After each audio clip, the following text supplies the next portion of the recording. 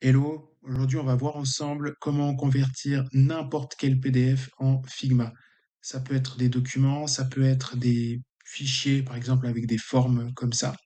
Donc c'est tout simple. Là on va faire un test. On va exporter ce fichier-là, puis on va le réimporter donc un PDF en PDF, puis après on va le réimporter et voir qu'est-ce que ça donne.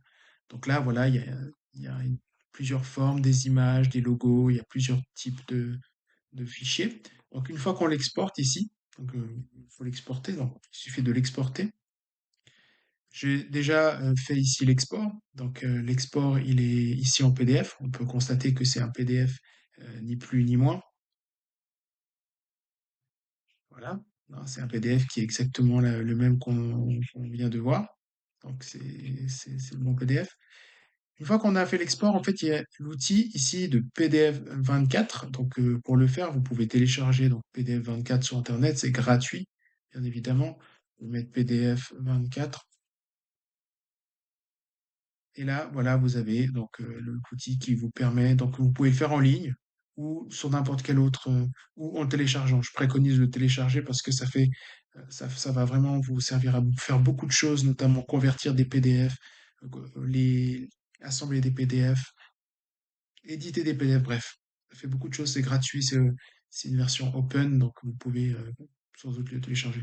Et là, en l'occurrence, nous, on va essayer donc de convertir les PDF en SVG, parce que SVG, c'est le format vectoriel qui va permettre de réimporter.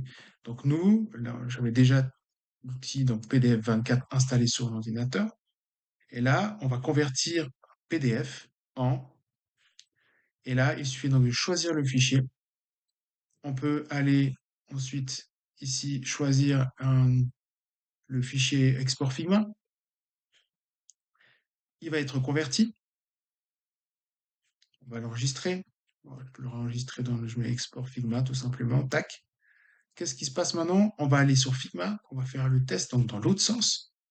Ici, on va essayer d'importer le fichier. Donc on va aller sur ici l'explorateur de fichiers.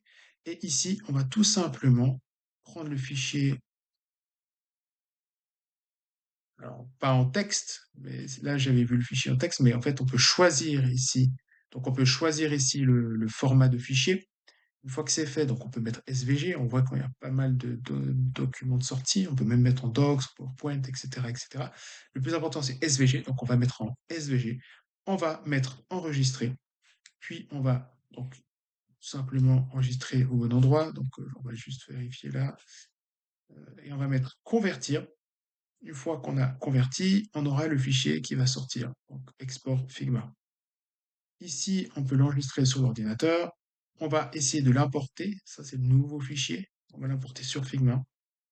Et voilà. Donc là, on a importé un PDF. Ça, c'est possible de le faire avec n'importe quel autre, finalement, PDF. Voilà, on a pris un exemple qu'on vient d'exporter et exporter. Et puis, ce qui est intéressant de voir, c'est que ça conserve même vous voyez, les formes ici.